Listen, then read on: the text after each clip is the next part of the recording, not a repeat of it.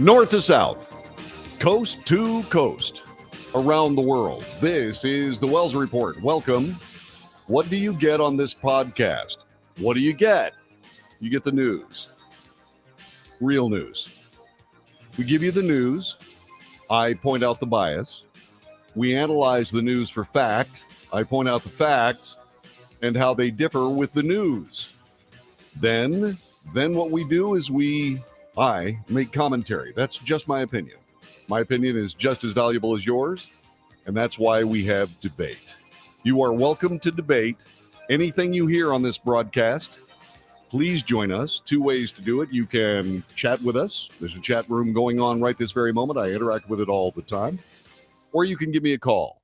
Telephone number is 817-379-2172. 817-379-2172. Winning the chat derby this morning, or this afternoon rather, is Jessica Hamilton Kennedy. Welcome to the broadcast. Good to have you here. She's a wonderful human being. She's been supporting this radio broadcast for, I think, 2,000-3,000 years, something like that, Jessica.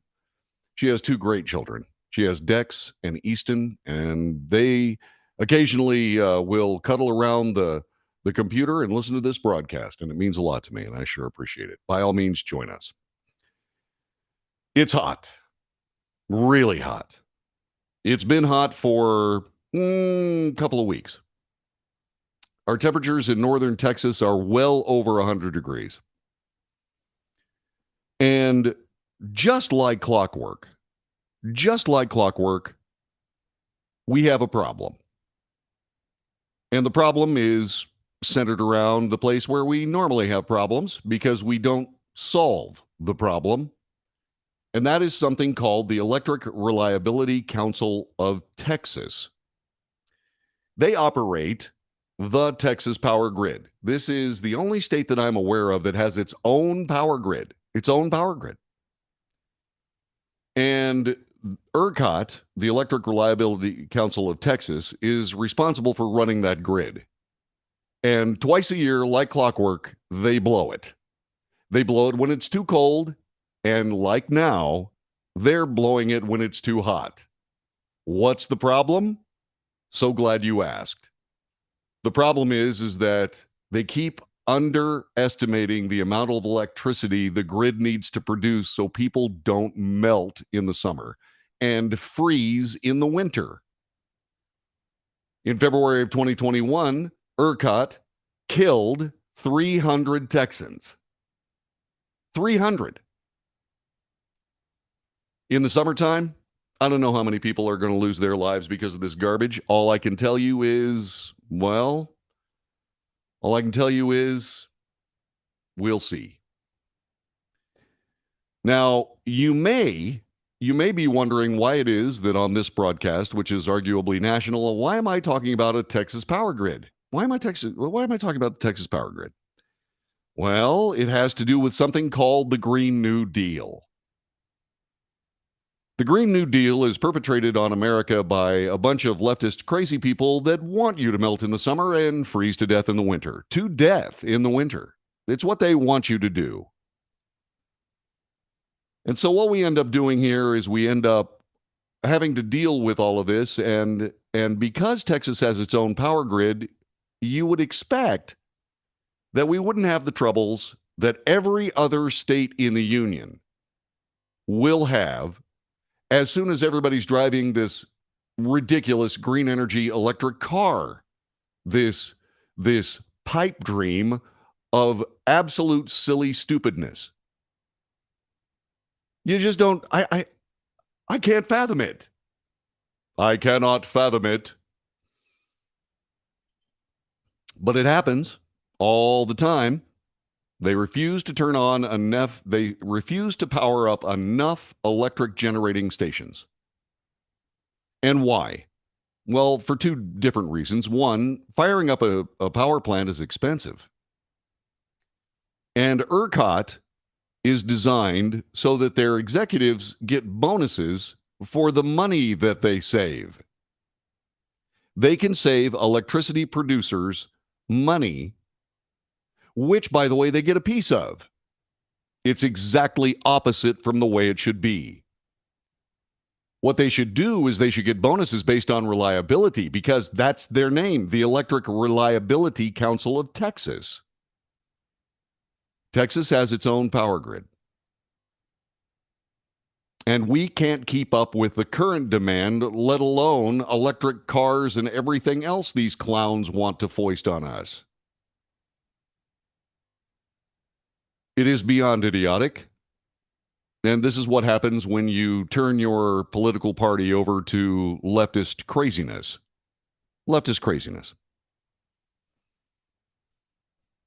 And so we find ourselves in a position living the world that all these people want us to live.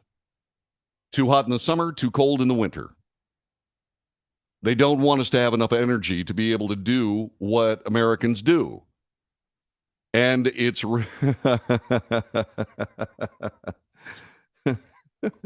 someone whom I will not name just said, I'm going to go around town and unplug electric cars to do my part to conserve. There you go. There you go. There you go. And what's amazing about all this is that, the big companies really don't have to worry about ERCOT shutting down their power.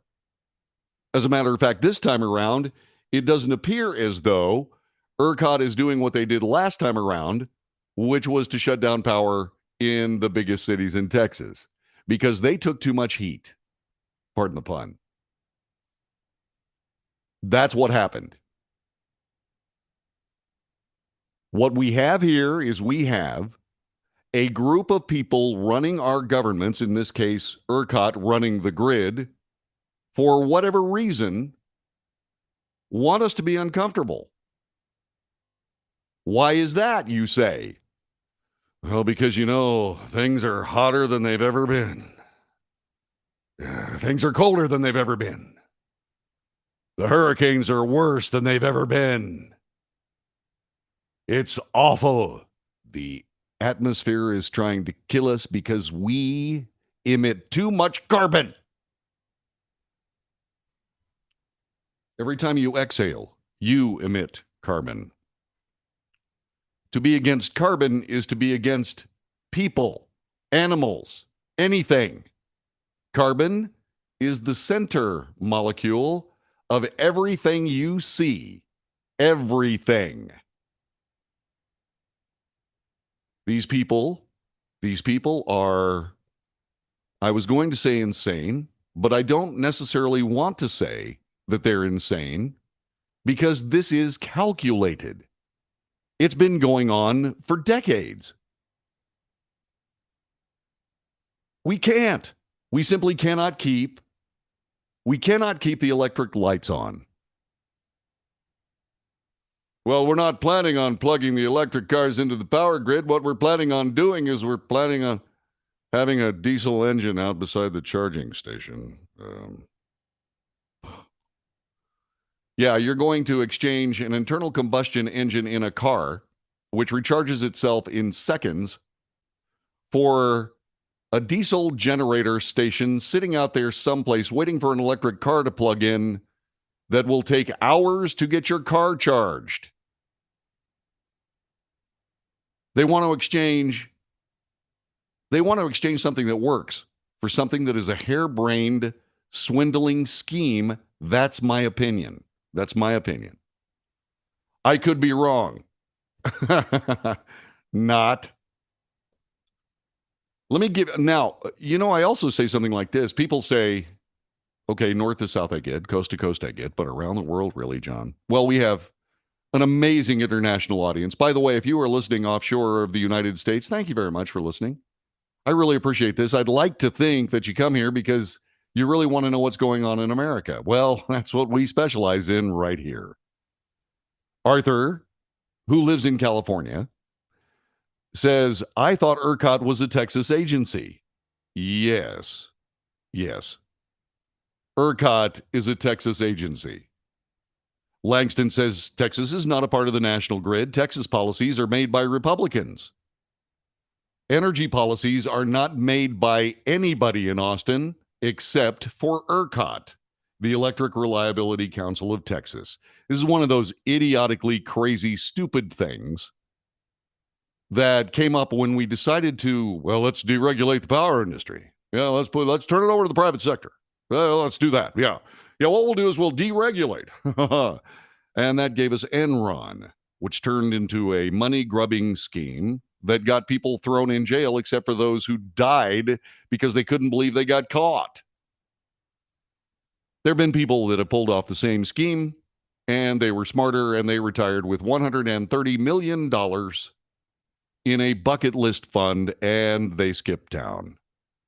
By the way, we discovered one of the reasons, the February 21 thing. We found out that a whole bunch of Canadian executives were running ERCOT. Thank you, Langston. That was completely true. Also, every single one of them got fired. Every single one got fired. And they should have been fired. ERCOT is not led by Republicans like Abbott and others. No, it's not. It's run by itself. It's an independent agency. You see, remember what I just said, in case you weren't paying attention, which you obviously weren't.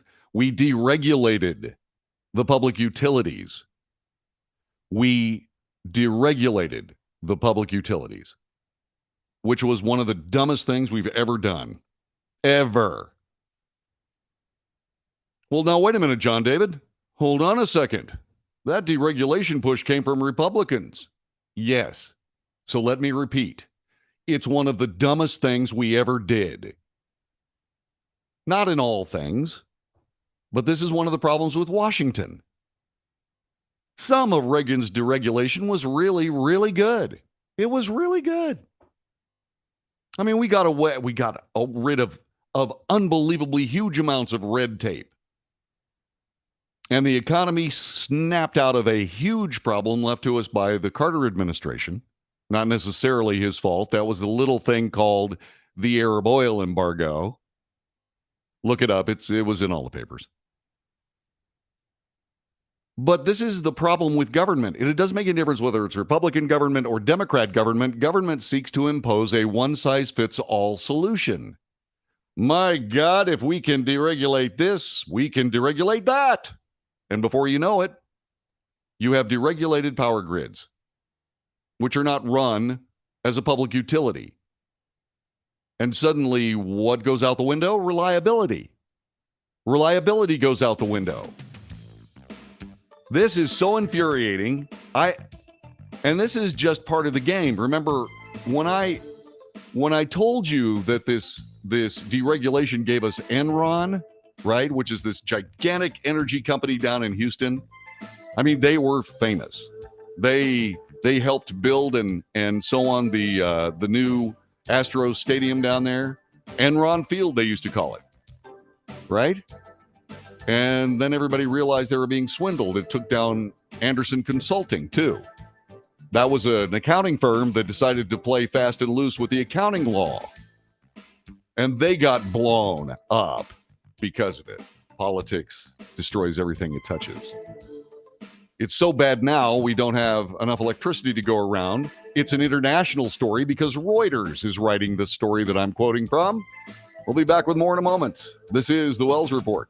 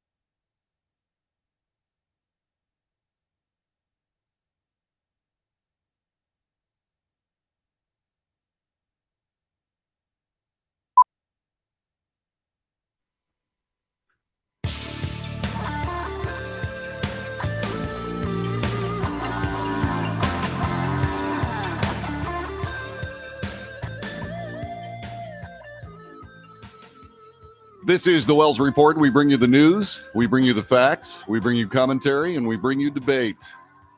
By all means, join us. The telephone number, in case you want to know, is 817 379 2172. 817 379 2172. That was interesting. I just realized that some of my very fancy television graphics weren't working. I fixed it. All right, so in case you just joined us, ERCOT runs the Texas power grid. It has its own power grid. We are not connected to the national grid at all. Texas is, as usual, in the clutches of crazy people because ERCOT, the Electric Reliability Council of Texas, which does two things. One, they're supposed to run the power grid, and two, they fix prices. They serve 26 million customers. It's 25,999,700 people because they killed 300 in February of 2021. Today, ERCOT has urged residents to cut their power use during the hottest hours of the day and warned of a risk of rolling blackouts. Again. The emergency notice came after ERCOT began paying suppliers an average of $5,000 per megawatt hour to keep the generators running. The price is the highest the grid operator pays. They were pulling a lot of levers to avoid going into an emergency operation and rolling blackouts, said Doug Lewin, the president of consultant Stoic Energy, LLC.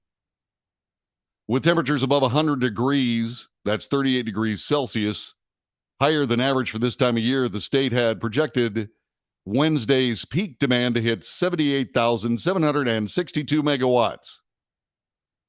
They could have figured this out. They could have gotten everything all taken care of if they'd figured that they needed 80,000 megawatts.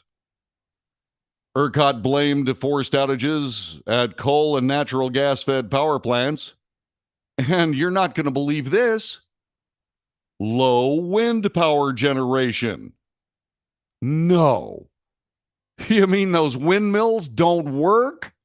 The spokesperson declined to provide details on the number or type of generating plants that were offline and prompted conservation measures. Lewin said that there was less coal and natural gas generation capacity available today than on Monday when ERCOT last called for conservation measures. It was the third time this year ERCOT had called on residents to cut power usage. The second time it's warned of the potential for rolling blackouts. When it did it on Monday, it avoided forced cuts when big power consumers agreed to halt operations. Big power consumers are what we call manufacturers. This kind of garbage just absolutely galls me. And so what we have a confluence of right-leaning politics saying we've got to get rid of regulation, deregulation in other words, and left-wing crazy people saying electricity is bad because it comes from carbon-emitting generating stations. What about the electricity that you're going to generate to power electric cars? Oh, that doesn't matter. What? I'm sorry, what? We have a term in Texas that describes the kind of people that we're discussing. Perhaps you've heard of it. Idiots. These guys make millions of dollars every year. That's their salary. They make millions of dollars every year, and they can't figure out that they're going to need more electricity when it's 110 degrees outside? Seriously? How do you fix it? Well, you tie their bonuses to reliability. Every time they call a rolling blackout, it costs them $100,000. How about we do that? Unbelievable. You're listening to the Wells Report. Back with more in just a moment.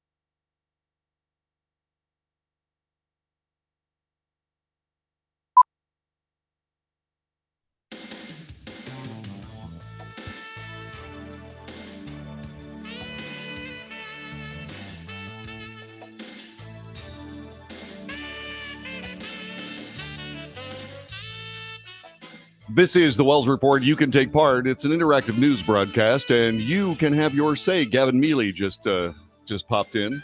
He said, I think there's a plot between elitists to keep us all uncomfortable and aggravated enough to stay at each other's throats indefinitely. The grocery stores are in on it, too. Notice when you find an item or brand you really like it, it's suddenly discontinued. Yeah.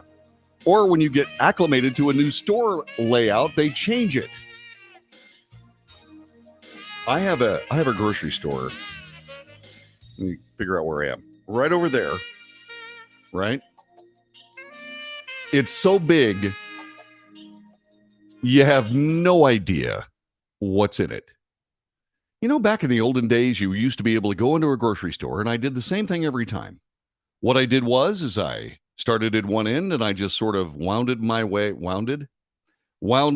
through the aisles and so on and so forth, getting what I needed. There was much rejoicing. Everything was fine, and I memorized the store. I could go exactly where I needed to go and do that. There must be 60, 70 aisles in this Kroger that I occasionally go into, and I just wander around until I find stuff. It's like I'm scavenging. It's like, talk about hunter-gatherer. It's like, whoa. And I don't know whether these people are trying to make us uncomfortable or not, but they sure are. They're succeeding at it. And this goes back to this attitude that somehow the biggest enemy of the earth are the people that are living on it. Yeah. We're the problem, all right. I guess they keep forgetting that. You see, if there weren't any people here to actually understand all of this stuff, then who would care? Does anybody care about the global warming that's happening on Mars that, strangely enough, mirrors the same kind of climate change that the Earth goes through? Anybody notice that? Nobody says anything about it. Nobody cares. You know why? Because nobody's up there.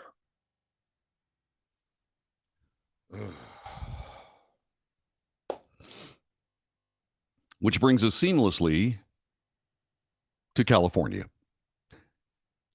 Arthur Davenport, this is your moment. So there are over 1,000 firefighters trying to keep Yosemite National Park and Yosemite National Forest, two different entities, from burning up. There's a fire there called the Washburn Fire, and perhaps you've kept him about 2-3 years ago. Pretty much Southern California combusted. Okay? And the reason is for the same problems, which I'll get to in just a moment. Let's talk about the Washburn Fire. This, by the way, from the Sacramento Bee. Melissa Montalvo has written this, as reprinted by Arkham Max. More than 1,000 firefighters are battling the Washburn Fire in Yosemite National Park. Crews lost ground overnight as containment fell slightly. Containment was estimated at 17%, according to Stanley Berkovitz, a spokesperson for the U.S. Forest Service and part of the California Incident Management Agency. That remains unchanged from earlier in the week, but it represents a 5% decrease from Tuesday morning's report that estimated the fire containment around 22%. Berkovitz said the fire had grown over 200 acres since Tuesday evening, from 3,516 to 3,772 as of yesterday morning. Yosemite National Park Superintendent Cicely Muldoon said there was no lightning the day the fire started, so it appears to be human-created. The incident managers say the cause is under investigation. Earlier this week, the size of the personnel team increased by 396 since the Tuesday morning reported crew size of 650 people. 1,045 crew members are dedicated to the Washburn Fire, including everything from forest crews, hotshot crews, which are kind of cool, which seems like a conflict in terms. But hotshot crews go to the hottest spots, the most dangerous parts of a fire, and contain them. Hotshot crews are cool. So they've got forest crews, hotshot crews, engines of various sizes, water tenders, and bulldozers. Hot and dry weather was expected to continue. No major winds, thankfully. Berkovitz described the big fear for the Washburn fire's growth as those winds. He also said the public should know that there are no great surprises in the fire activity so far. We're still quite fortunate that this is not a large wind-driven fire. In California, when the air is coming off the ocean, it carries a lot of moisture with it, and so on and so on. Okay. But when the winds reverse and come off the high deserts, they call those the Santa Ana winds. And those make firefighting a life-risking adventure. Now, you'd think that after dealing with this, they deal with this every year, but at varying degrees, you'd think that they'd figure out how to get rid of those said same fires, because it's really not that difficult. California is essentially a desert. It's a big desert. They've got the way the state is built. They have this ring of mountains on both sides of the center part of the state, and that creates desert conditions. Those mountains are the San Bernardino Mountains are responsible for the Mojave Desert being a desert, and likewise the coastal ranges and so on and so forth. That created a problem for what was called the San Joaquin Valley, Central California. But when we came up with the California Aqueduct fed by the mighty waters of Lake Mead, my gosh, that was not a problem until they couldn't figure out how to fill up a lake. And they couldn't figure out how to fill up a lake because somebody politically decided that filling up that lake would provide too much water. So Californians really don't have grass much. They have gravel. They call it xeriscaping. It's like xeriscaping. No landscaping because you're doing zero with your landscaping. Essentially, you put out pretty rocks. We had sandstone. During the heady days, by the way, of the California Aqueduct, when water was actually plentiful, they had ice plant growing on the sides of all the freeways. Ice plant's cool. I like ice plant. However, the Sierra Club, the John Muir Society, and a bunch of other leftist, crazy, environmental dumbbutts. I'm sorry. No, I'm not sorry. Anyway, these dumbbutts, they decided that we had to stop doing some things. And what they decided to do was go into California courts. Strangely enough, the courtrooms in California, relatively cool. They've got all the water they need, at least for now. A major environmental group has continued to pursue litigation blocking the same wildfire forest management techniques that are currently helping save a mass of iconic sequoias in California. Wait, whoa. Hold on a second.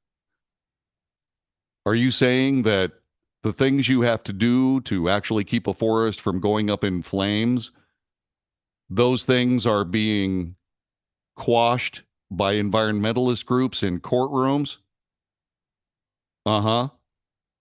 Yeah. There's another group in Sacramento, since this is from the Sacramento Bee. There's another group in Sacramento called the California Assembly. And what they do is they have spent so much money that they don't have enough money to actually pay to go into Southern California or anywhere else that has forests and clear out the dead wood. Or, in the case of Southern California, chop down the brush. So what happens is the brush gets bigger and bigger and bigger, and drier and drier and drier, and a lot of it's creosote, which has sap that resembles gasoline. Well, actually, it's more like diesel fuel. And so what ends up happening is that when there's a fire, it goes up. It absolutely goes up. One of my favorite pieces of film, it was so long ago, Cleet Boyer, who was a major news network or major news anchor down in Southern California, was covering what was called the Bel Air fire. My uncle Dale fought that fire. He's the guy that taught me all of this stuff. Anyway, he started a stopwatch when he saw flames on a house in California. 30 seconds later, it was gone. That's how intense these fires are. And that's when they said, okay, we got to clear out this brush. And that's when the environmental group said, what do you mean you're clearing out the brush? What do you mean you're collecting all this dead fuel that will burn down anything that's in its way as soon as a fire shows up? Yeah. The Earth Island Institute, a California-based organization, filed a federal lawsuit in June asking the court to halt a biomass removal and thinning project proposed by Yosemite National Park and the National Park Service. The lawsuit argued the plan would benefit commercial loggers, negatively impacting endangered wildlife, and was unnecessary, asserting that dead tree density was irrelevant to potential wildfire proliferation. Those people are idiots. Take your basic house. Just your basic house. Say, for example, you got a house that's got a fireplace, or maybe you got a fire pit. Okay? And so you take the house without the fire pit or without a fireplace, and it has X chances to burn down. X chance to burn down. But if you surround it with firewood, which crazily enough is dead, the chances of the house burning down increase dramatically. Well, some. The more firewood you have, the more chance of a problem. Are you beginning to figure out what I'm talking about here? You beginning to pick up what I'm putting down? Yeah, we're going to negatively impact endangered wildlife. Excuse me? Dead tree density is irrelevant to potential wildfire proliferation. Are you stupid? The National Park Service planned to cut down hazard trees, remove biomass like fallen dead trees that could contribute to wildfires, according to project documents. On July 5th, though, Yosemite National Park agreed to halt its plan pending a court decision in the case. Tick-tock, tick-tock, tick-tock. Summer comes. All that biomass begins to dry out. Suddenly a fire comes, and it's got fuel all day. Strangely enough, a dead tree lying on the ground is a hell of a lot easier to burn than a live tree filled with moisture, sap, what have you. But these idiots have no idea that those trees, that biomass, that dead tree density, the Earth Island Institute. Are you flipping nuts? And the answer is yes.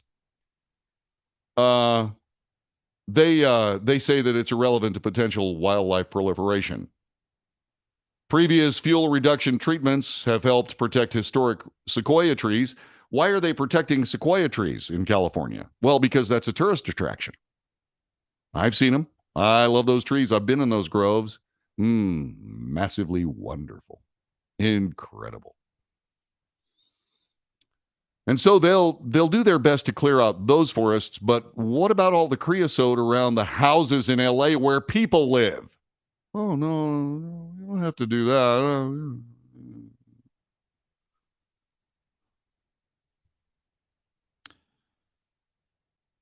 Previous reduction treatments have helped protect historic sequoia trees in Yosemite's Mariposa Grove amid a raging Washburn fire that has ripped through the park since July 7th, 2 days after the National Park Service halted their plans waiting for a court decision.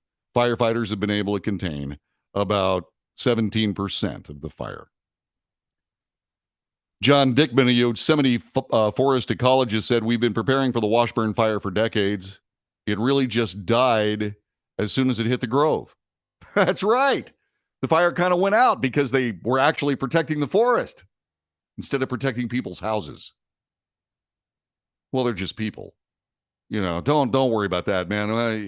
What'll end up happening is if all these houses burn down, then what'll end up happening is that'll be a bunch of new property, and we'll put up a lot of cheap housing for all the people that, we'll replace the ones that burned to death in their houses with ones coming over the border.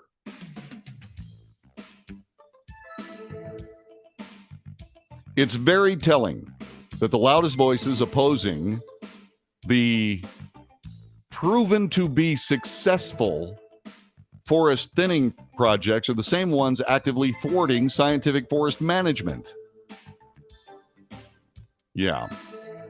That was from Natural Resources Committee ranking member Bruce Westerman of Arkansas.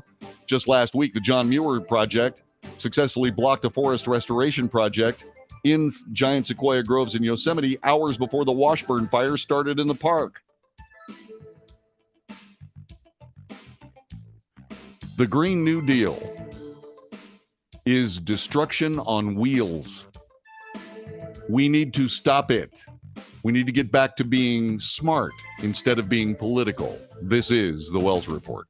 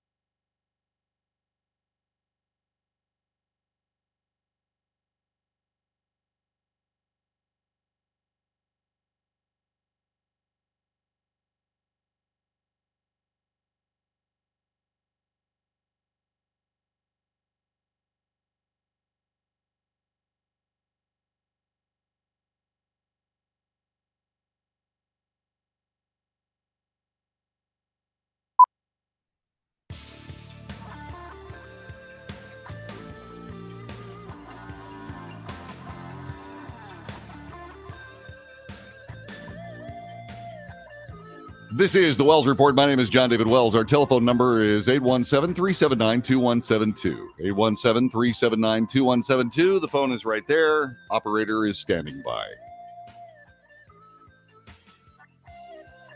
So we've been talking about the leftist attempts to destroy the nation, one forest at a time.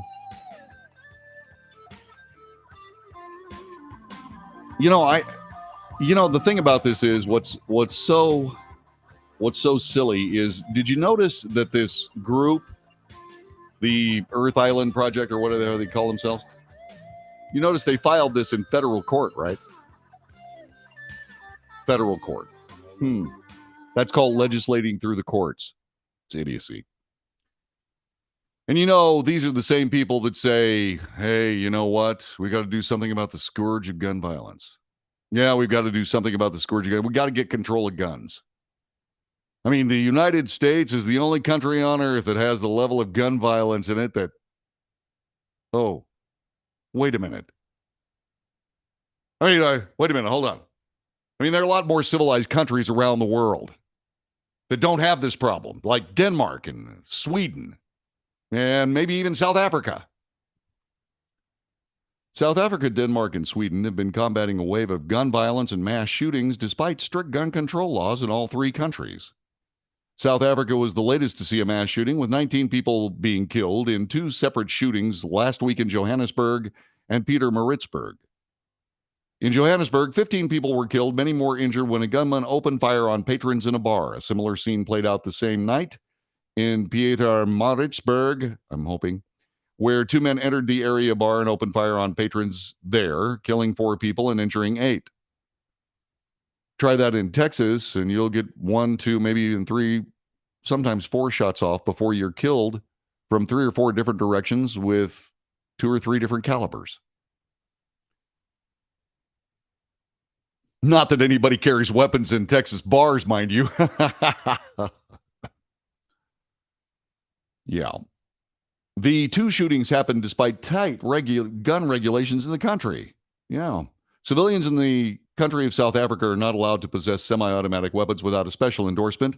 Handgun ownership is permitted only after obtaining a license under specific circumstances. So if you don't give a damn about any of this stuff, you can walk into a bar and shoot as many people as you want to.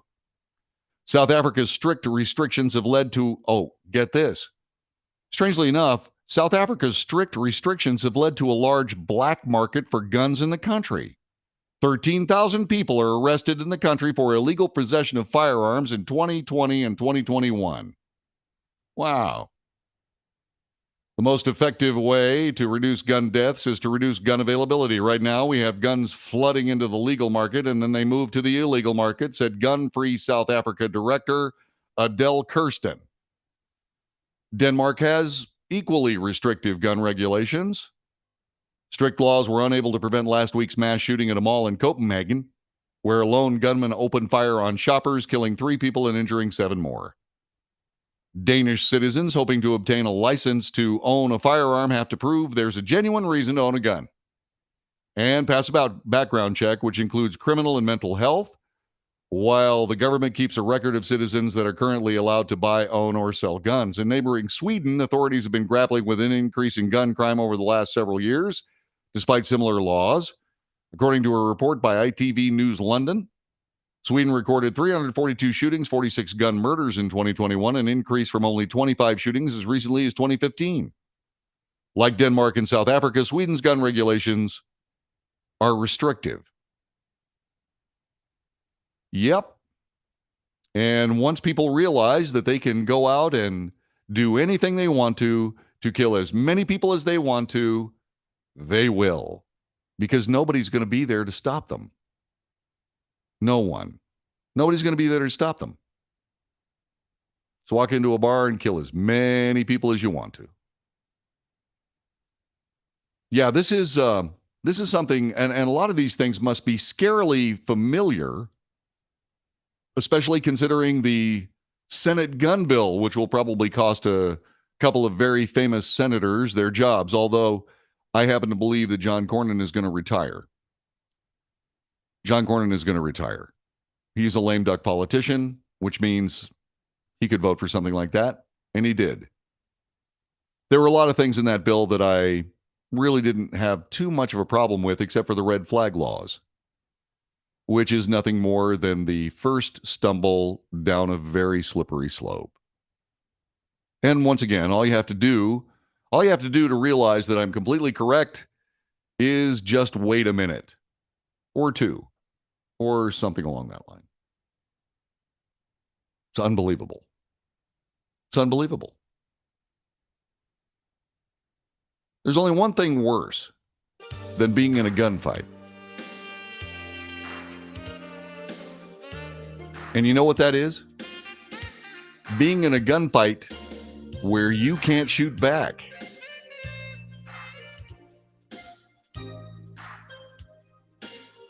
Let's grapple with reality here before we decide to allow what is somebody's twisted idea of reality to get us all killed. How about we do that?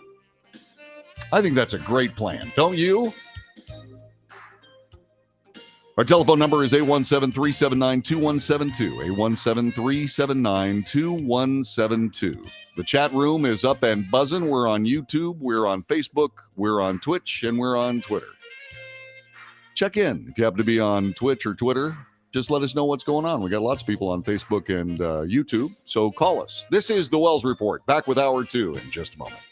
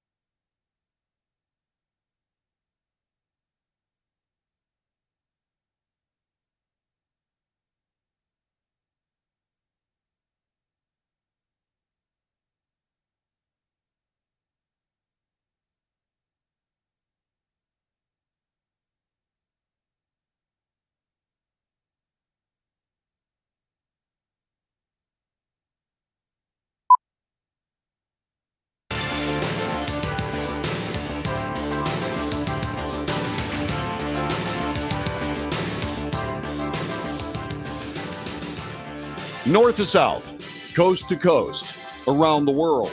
This is the Wells Report. My name is John David Wells. Thanks very much for joining us today. We start our second podcast of the day with sad news. ABC News has reported that Ivana Trump, the ex-wife of former President Donald Trump, has died at the age of 73. This according to a report from the family. Our mother was an incredible woman, a force in business, a world-class athlete, a radiant beauty, a caring mother, and a friend, said the Trump family. Ivana Trump was a survivor. She fled from communism and embraced this country. She taught her children about grit and toughness, compassion and determination, the family said. She will be dearly missed by her mother, her 3 children, and her 10 grandchildren. Manhattan paramedics responding to a call for cardiac arrest found a 73-year-old woman in the Upper East Side apartment where Ivana Trump lived just after 12:30 this afternoon. This according to the Fire Department of New York. In a statement on his platform, Truth Social, Donald Trump remembered Ivana as a wonderful, beautiful, and amazing woman who led a great and inspirational life. Her pride and joy were her 3 children, Donald Jr., Ivanka, and Eric. She was so proud of them, as we were all so proud of her. Ivana Trump, who grew up under communist rule in the former Czechoslovakia, married Donald Trump in 1977. They divorced in 1992. Ivana Trump, dead at 73 in New York City. Well, her legacy goes on with 3 amazing children. God bless her memory. God bless that family. I'm sure they're hurting pretty badly today. Inflation hit the wholesale level in June. Producer prices surged a near record amount from a year ago due to a big jump in energy costs, the Bureau of Labor Statistics reported today. The Producer Price Index, a measure of the prices received for final demand products, increased 11.3% a year ago. That was the highest reading since the record 11.6% in March, just in time for all of the price hikes that we've been seeing. Of that gain, almost 90% came from a 10% increase in final demand energy cost as price for oil, natural gas, and products soared during the month. That's going to get worse before it gets better. Here in Texas, ERCOT, the Electrical Reliability Council of Texas, was able to forestall rolling blackouts around the state of Texas through their own incompetence, by the way. They were able to forestall that by getting big manufacturers to shut down. What happens when they shut down? Well, they lose money. Lose enough money, you start losing employees. Lose enough employees, you start losing productivity. Lose enough productivity, and pretty soon you got to start downsizing even more. It's happening, by the way, at Lockheed, which is, let's see, where am I right now? I'm sitting right here, so that's over there. So a 10% increase in final demand energy costs. A lot of that is trucking. A lot of that is just plain moving stuff around. That's a problem. And it's going to get worse. Because for some reason we decided to stop providing the world with energy because of politics. So now we became a consumer country instead of an exporting country. American oil could no longer depress the worldwide oil supply, and prices went up. Just like they did before Donald Trump became the president. And now we have the same problem again. Excluding energy as well as food and trade service prices, so-called PPI, Producer Price Index, rose 6.4% on a 12-month basis. That was a deceleration from the 6.8% gain in May. This, by the way, from CNBC, the only part of CNBC that still pays attention to journalism. On a monthly basis, the core measures On a monthly basis, the core measure increased just 0.3% below the 0.5% Dow Jones estimate. Headline PPI rose, producer price index, rose 1.1% on the month, higher than the 0.8% in estimate. The release comes one day after the Bureau of Labor Statistics reported that the consumer price index, which measures final sale prices in the marketplace, surged 9.1%, the highest 12-month gain since November of 1981. It will be eclipsed very shortly. I came out here when all this started, probably, well, let's see, I did not start rebroadcasting the Wells Report after my Texas-Mexico border deployment until June 1st. And I started talking about the prices going up like this and gasoline prices going up and so on and so on. And I said, there's no way that we're going to be able to avoid two things. One, incredible inflation, double-digit inflation, in fact. In the Carter years, it got up to 14%. Now we're up to 9.1%. And the producer price index, because of energy, is through the roof again. It takes about 90 days for all that to hit the marketplace. Buckle your seatbelts. And once again, it's because of energy. Look, I don't really have much clue as to why people vote the way they do. I have tried for years to provide enough information to make good decisions. Not my decisions, not the ones I agree with, but just good decisions. And those good decisions start in the voting booth. In this country, we must do a few things. One thing we must do is we must say, okay, here's what we're doing. What we need to do more than anything is to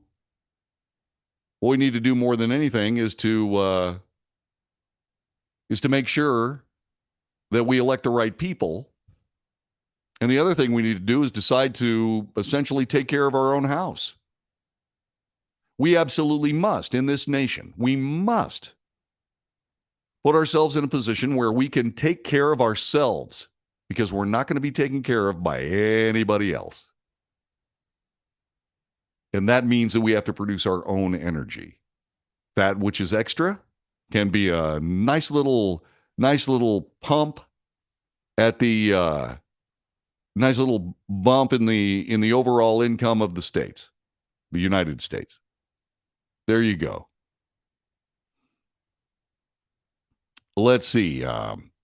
Langston says that under Obama, America became the number one producer of oil and gas, not Donald Trump.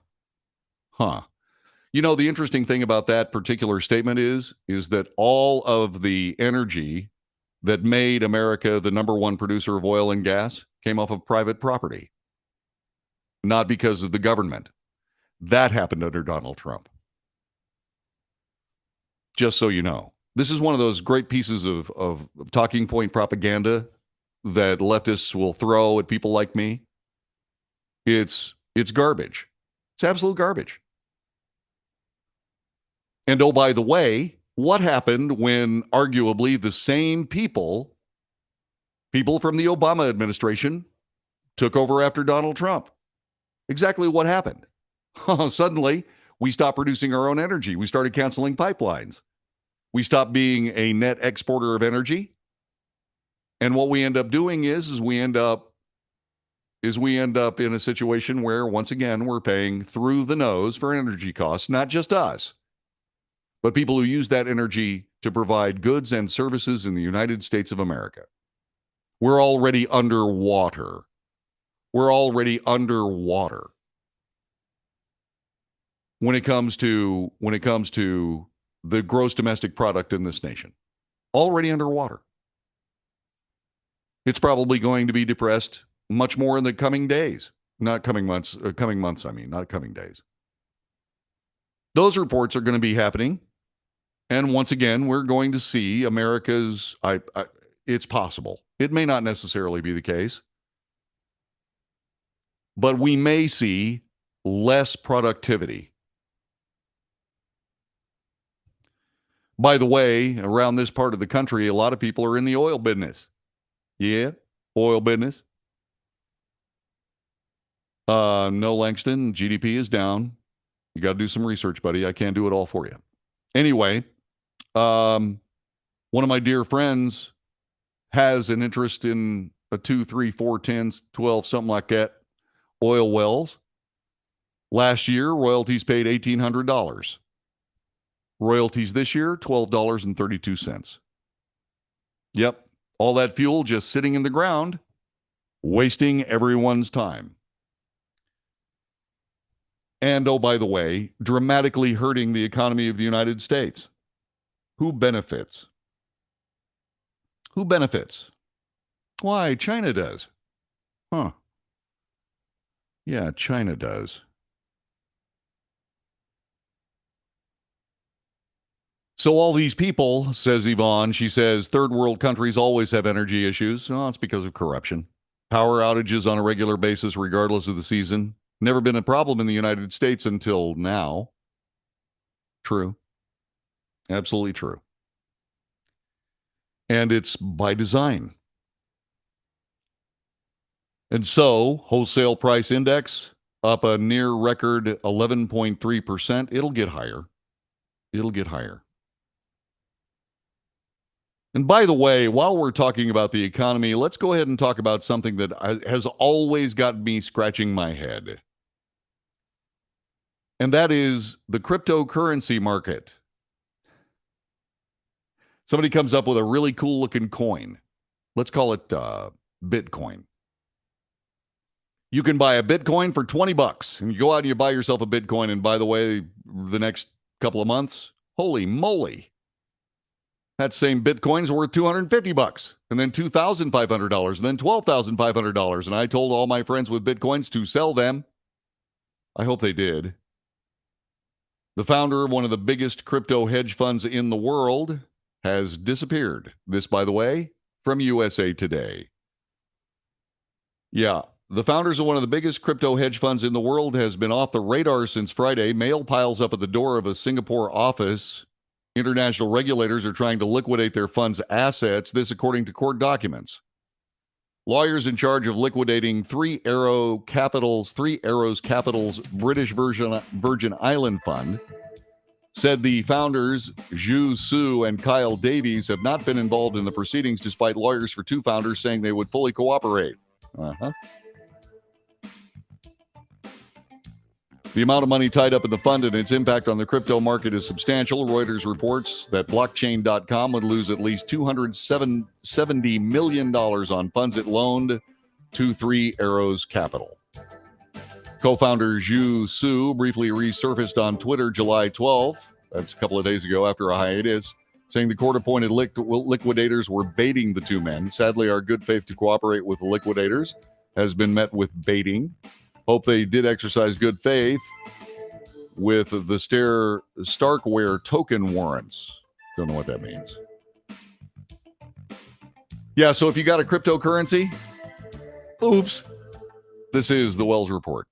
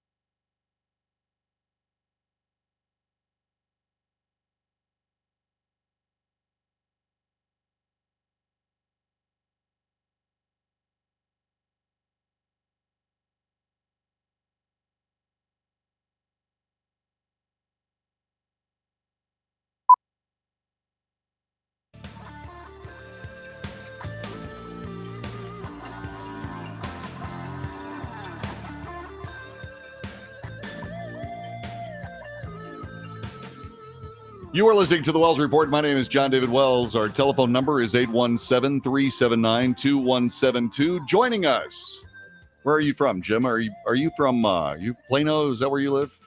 In the far north Dallas. We're about a stone's throw away from Collin County and Plano, but we're up here in the great north part of Dallas. Well, let's say hi to Jim, who's joining us from the great north part of Dallas. Jim, welcome to the show. Good to have you here. What's on your mind?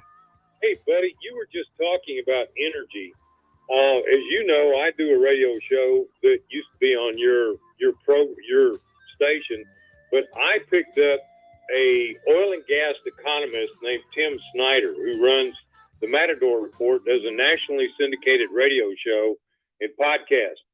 In the Obama administration, he was working for a company building ethanol plants to add, ethanol to gas. Yes. So he got invited to Washington to meet with the Undersecretary of Defense. And this lady got up and spoke and very, very plainly said it is the administration's goal to get gas prices up over $6 a gallon, diesel up around $12 a gallon, to force people to not drive cars, but to go to alternative forms of transportation. That was a goal that was set out by the Obama administration. And what happened, Tim said, he's the most knowledgeable guy I know. Tim said basically all of those regulations, all of those things came back in with our great friend, Brandon. And as a result of all of that, it's not just, it's none of the BS that the administration's putting out. It's working with the EPA, working with the oil and gas regulators. They have made it as expensive and as difficult as possible. And that is a national policy by this administration. And if you don't believe me, go to Matador Economics and ask Tim Snyder. Okay. I will absolutely do that. That's Matador Economics and Tim Snyder. Is that what you're saying? Yeah. I'll start sending you his thing. And I got to tell you, he didn't pull any punches. Good. We need less punch pulling. You got it. Yeah, we absolutely do. So, Jim, tell me a little bit more about your show. You used to do Alliance for the Brave. What's it called now? Right. We shifted that around to the Veterans Impact Show. And I have a Marine, Chuck Wright, who's one of the most plugged-in veterans in Dallas, Texas, who's also a financial advisor. And Chuck and I work together to really highlight veterans and continue the mission. What are they doing in our communities to lift our community up? And we've had some phenomenal people come on. As you know, when I was working with you guys, I had the secretary of the VA. Yes. I had the directors of the VA. We had congressmen. We had a lot of people who added a lot to it. And we're doing the same thing now. It's no longer Alliance for the Brave. It's the Veterans Impact Show. It's on Facebook every Saturday morning at 9:30. We also do a YouTube, the Veterans Impact Show. And then we're carried in, I think it's 12 stations in South Texas and 11 stations in Northern California. Well, that's awesome, my friend.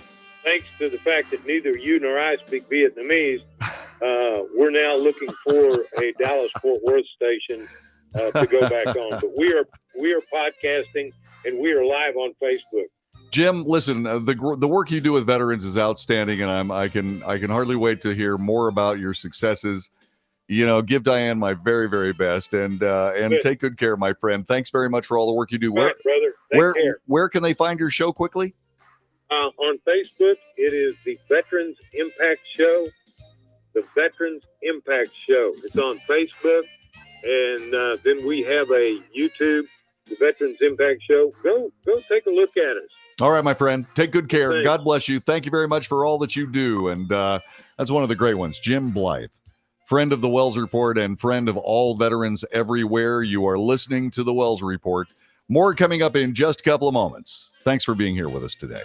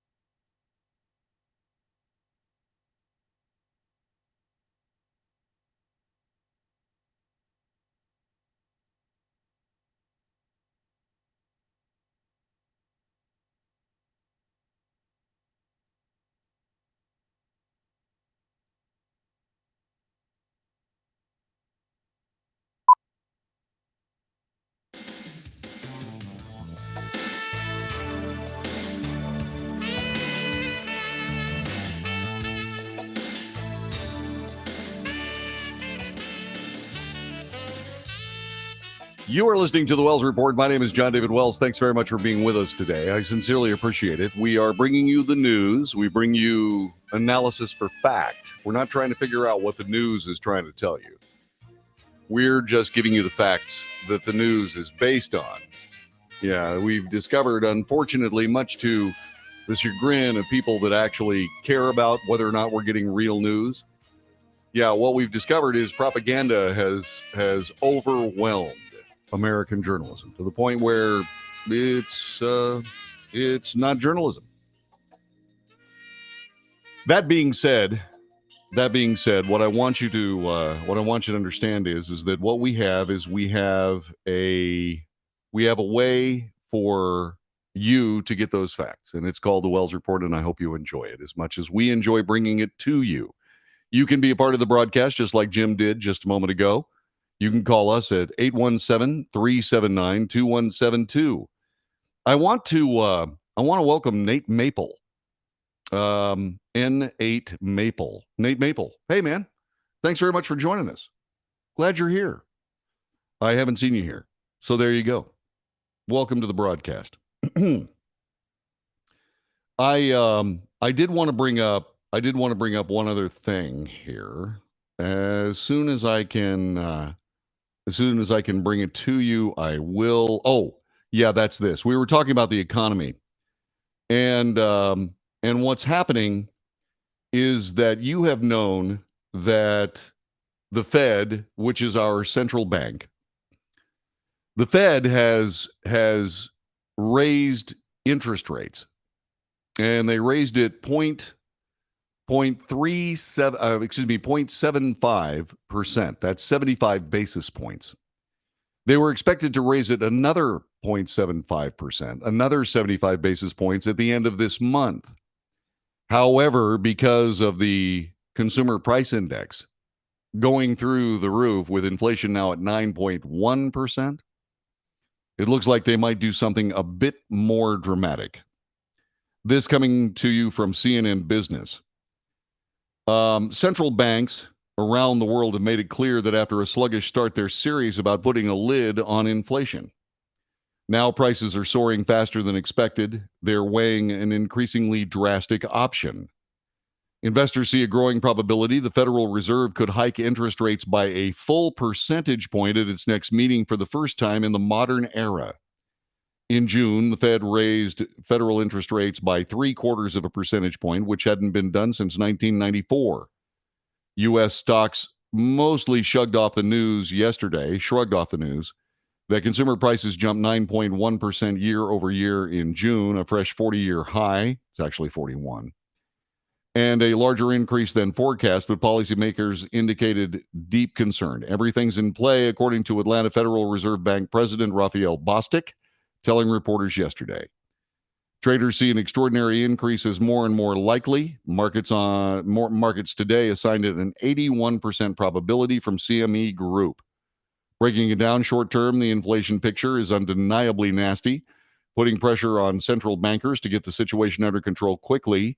But the problem with it is once again, you start setting up these waves through the economy. And what you do is by making dramatic changes in the economy, which it does not like. Economies like to be stable and settled and so on and so on. That way people can start making moves based on things in the economy. When you start throwing these outside curveballs at them, things get a little crazy. Then you start seeing wider swings. You start seeing wider swings in the marketplace. You start seeing wider swings in prices and so on and so on. Now, what this does is it slows down economies. That's what inflation is.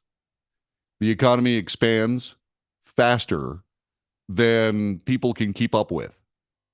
I was watching Fox News last night. They said something about the fact that real wages have actually gone down while inflation has gone up. It was on Tucker Carlson's show. I didn't have a chance to check it out, but the idea that there are these waves going through the economy is what I'm discussing. So it may be up to a 1 percentage point jump in the interest rates. All of this because of gasoline prices. It all comes back to the energy decisions made by the Biden administration. And that's not a partisan jab, okay? It's not a partisan jab. That's just the news. Speaking of President Biden is in the Middle East, and he's having a very successful trip. He's having a very successful trip in a place that needs a lot of good old-fashioned success, and that's the Middle East. He was doing a press conference today in Israel, and this is a small snippet of what he had to say. My views on Khashoggi have been absolutely, positively clear. And I have never been quiet about talking about human rights. The reason I'm going to Saudi Arabia, though, is much broader, is to promote U.S. interest. Promote U.S. interest in a way that I think we have an opportunity to reassert what I think we've made a mistake of walking away from, our influence in the Middle East. I'm going to be meeting with 9 other heads of state.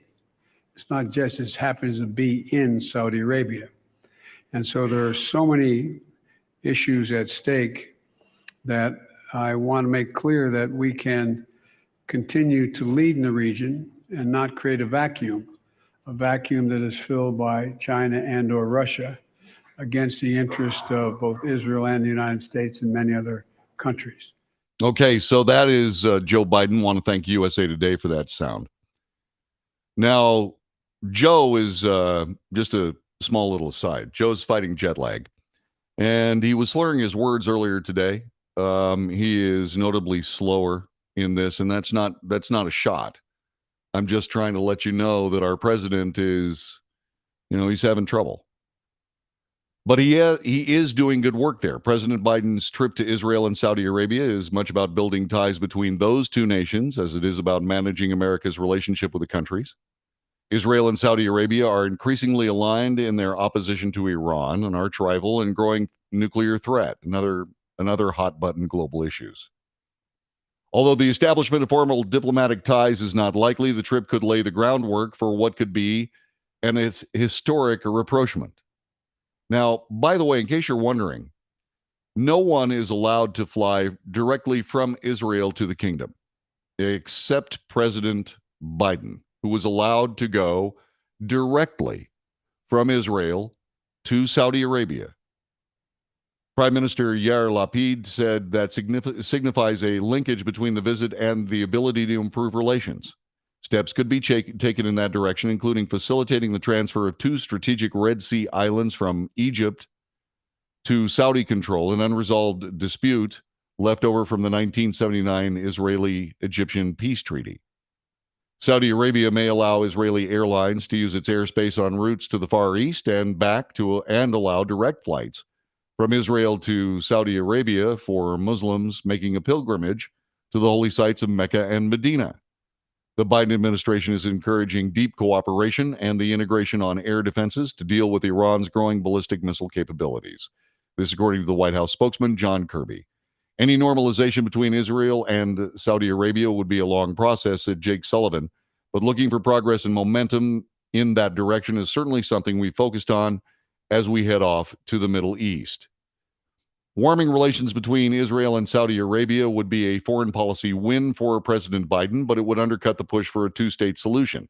Creation of an independent Palestinian nation alongside Israel, which has been the North Star of a negotiated settlement to the decades-old conflict between the Palestinians and Israel. Before the Abraham Accords, Arab nations withheld normalization as leverage to push for a Palestinian state, something that the Israelis have offered the Palestinians 4 different times. Did the Israelis turn down this separate state? No, the Palestinians did. And the Abraham Accords, which, by the way, were negotiated by President Trump, I don't know exactly what President Biden was talking about when he said this was something that we walked away from. Near as I can tell, President Trump made historic progress for both the state of Israel and the United States and the region with the Abraham Accords. At some point, I hope that Saudi Arabia signs them as well. It is my hope that things settle down there. It is my hope that the president, and this is something else he did, he said without ambiguity today, standing right beside the Israeli prime minister, that in no way, shape, or form would Iran be allowed to develop a nuclear weapon ever. And he said that a couple of different times. And that's essential. That is essential, and it's important. If we don't get that done, then Katie bar the door. We don't get that done, we will see Iran cease to exist. Now as far as this particular circumstance, so far President Biden has also very skillfully been able to balance good feelings with Israel with his willingness to continue with the Iran nuclear deal, which is a deal that President Trump did walk away from. I don't know whether the president was confused or not, but that's probably what he was talking about. But Israel and the Abraham Accords and Saudi Arabia and so on, actually very, very good. This is a very good thing for the president, who needs some good news. You know, I'm not somebody who believes, for example, that anything that somebody who is on the other side of a political question, everything that they do is awful. No, you'll have to go back to the mainstream media and Donald Trump for that. Here, we are fair. We are very direct. Joe Biden's doing some great work here. Now, there can be people that'll say, well, did Joe Biden actually do it? Well, the answer is the Biden administration did it. And that's something we have to keep in mind. Every president has advisors. Every president deals with the State Department. Every president has diplomatic resources at his fingertips. And a lot of that negotiating is done behind the scenes. The leaders show up to sign papers, shake hands. They did a signing today. And that is a good thing.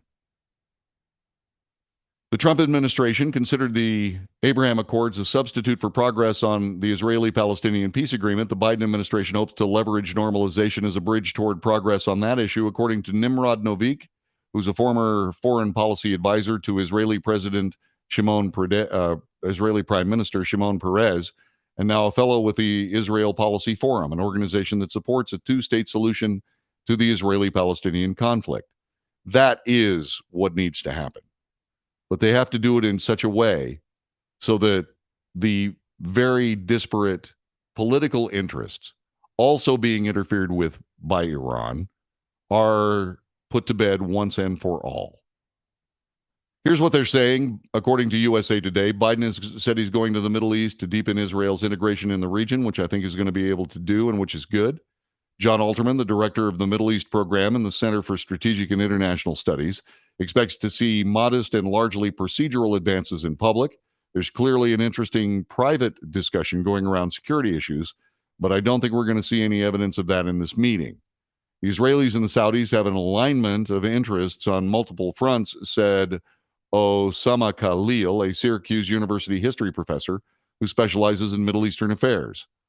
Though the Palestinian issues remain a stumbling block, Khalil said it's only a matter of time before the Saudis make their own arrangement with Israel, as other Arab nations have. Normalized relations between Israel and Saudi Arabia would effectively end everything or anything called the Arab-Israeli conflict, said Khaled El-Jindi. That's it. Khaled El-Jindi, the director of a program on Palestinian and Israeli affairs at the Middle Eastern Institute. Would probably also mean the end of a two-state solution if it's not already dead. I don't see that as real. I don't see it as real. There will be a two-state solution at some point. The Palestinians just have to quit being empowered to remain what is for all intents and purposes a terrorist state. People have to quit egging on the Palestinians by virtue of the fact that the Abraham Accords were set up and indeed executed by a lot of great leaders in the Middle East, including Donald Trump, who the American president at the time. They're basically dealing the Palestinian issue out of the game. And as soon as that happens, then Palestine will be a country of its own and hopefully be able to put that entire horrible history that the Palestinians have suffered through to rest. It does matter. Anything that settles this particular region down is excellent. And my congratulations to President Biden for very good work on this trip. I'm glad he made it, and we'll see what happens when he lands in Saudi Arabia. Back in a moment.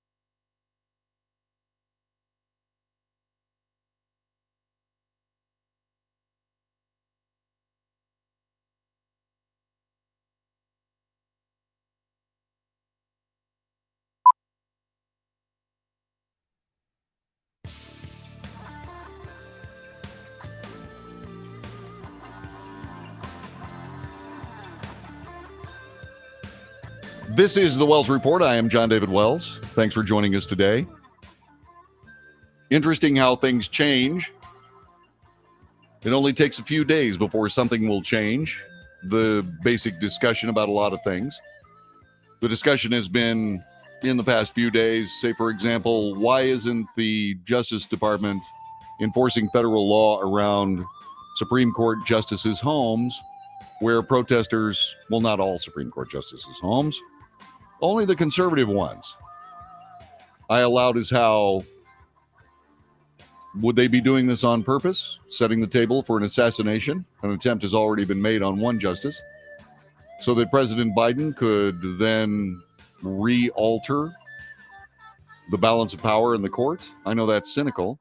I know that's conspiratorial. But what else explains it? By the way, when I brought that up earlier this week, I said, by all means, somebody call me and talk me off the ledge on that.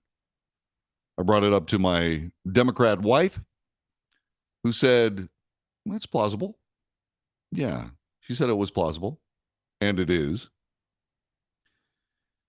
But what happened lately? Well, a Seattle man was arrested after allegedly threatening to kill Democrat President Pramila Jayapal. 48-year-old Brent Forcell, who lives a half a mile from the congresswoman, is in jail with a bail of $500,000 after being arrested for suspicion of a hate crime. This outside Jayapal's residence. What? Forcell was arrested outside Jayapal's Seattle home last Saturday night after she called 911 to report that a person she didn't know was outside using obscene language. Jayapal reportedly told the 911 dispatcher she thought a pellet gun was fired, but she wasn't sure. A neighbor told, this is hearsay, a neighbor told police that Forcell yelled, "Go back to India, I'm going to kill you." The neighbor also reported that the man had driven by Jayapal's home 3 times shouting obscenities. That isn't one of those peaceful protests that they've been standing up for, is it? Apparently not. When officers arrived, they found Forcell standing in the middle of the street with his hands in the air and a handgun at his waist. Police secured the gun and detained him. Forcell reportedly told police officers he knew Jayapal lived inside and had intended to pitch a tent on her property. Well, that seems to be all the rage in Seattle right now. You can pitch a tent anywhere you want to. Congresswoman Jayapal confirms the incidents occurred at her Seattle home on Saturday night when she was present. The Congresswoman and her family are safe and appreciate the many calls and good wishes she is receiving from constituents. She's very grateful for the swift and professional response from the Seattle police. Thankfully, they had enough money left in their budget to be able to send some police officers there.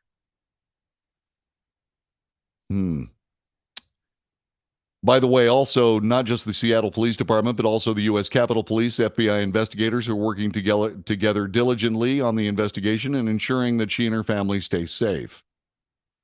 I wonder if that would be the case if she was a Supreme Court justice. Washington state law says a hate crime known as malicious harassment is a Class C felony defined as intentionally injuring, damaging property, or threatening someone because of their perception of the victim's race, color, religion, ancestry, national origin, gender, sexual orientation, or mental, physical, or sensory disability. The King County Prosecutor's Office did not immediately respond to a request for comment from Fox News Digital. I wonder if this guy is going to be exposed to no cash bail laws. Probably not. You don't think so, do you? I don't think so either. Yeah, I wonder if he's going to have his case dropped by the prosecutor. Probably not. No, because it's a Democrat House of Representatives member. Yeah, it's probably not going to happen. And I'm trying to figure out how they're going to be able to prove this was a hate crime. I'm still waiting for. I think those two statements are not necessarily connected. Go back to India. I'm going to kill you. We'll see. I'm sure that they'll find a way to convict him because Jayapal is not an associate justice of the Supreme Court. So this is what happens. This is what happens when things start to fall apart. And things, strangely enough, start to fall apart when leftists are running things. Yvonne points out that Starbucks is closing stores, citing safety concerns. Starbucks said it would permanently close 6 stores each in Seattle and Los Angeles, 2 in Portland, Oregon, and a single location in Philadelphia and Washington, D.C. by the end of the month. They're also putting their employees through active shooter training. At a Starbucks? Seriously? At a Starbucks? Yeah. Unbelievable.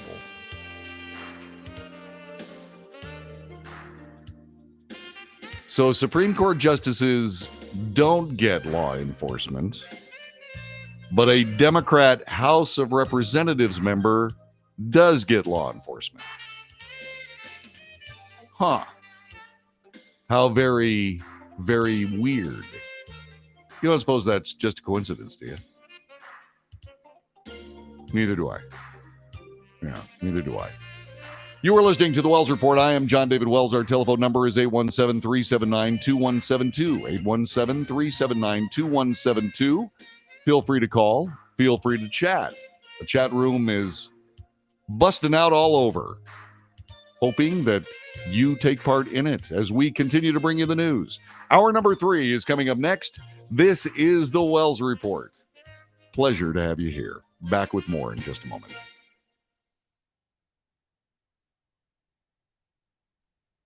Indeedy. So what do you think? See you next hour.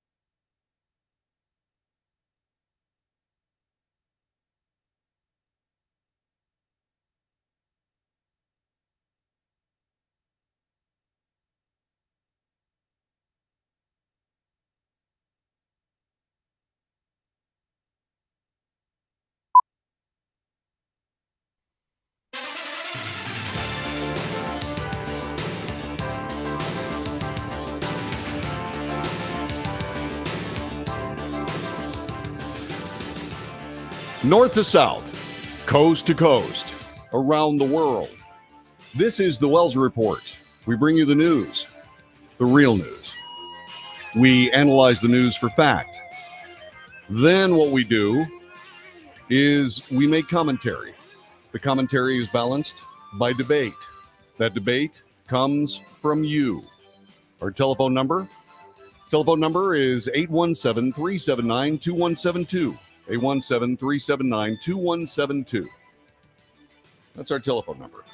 Come and join us. Tell us what you think. Share your brilliance. We are waiting for it. Because goodness gracious sakes alive, if brilliance is what this show brings, you're going to have to contribute. That's just the way it is. That's just the way it is. So now we're in a situation where the American world is changing. By the way, before we go any further, I was just talking a little bit about the chat room, or maybe I forgot it. There's a chat room that you can take part in. Marianne Burns is joining us. Starbucks gives 100% of their political campaign donations to Democrats. I stopped buying coffee there after talking to their corporate offices. I wonder who they're going to endorse this time around. I wonder if they're happy with their last endorsement. Let's see. Kelly says, hope their employees, we're talking about Starbucks, they're closing stores in places that have been hit hard by riots. Hope their employees thank the administration for not stepping in and arresting the thugs and keeping them in jail. There's no punishment for their crimes. Actually, I think more of the problem is homeless folks. And by the way, they're going to keep doing the same thing because they don't have a mind of their own. They'll do what they're told to do. The story makes me sad for those losing their jobs, but I'm happy that Starbucks is having to shut down stores. You know, I got to be honest with you.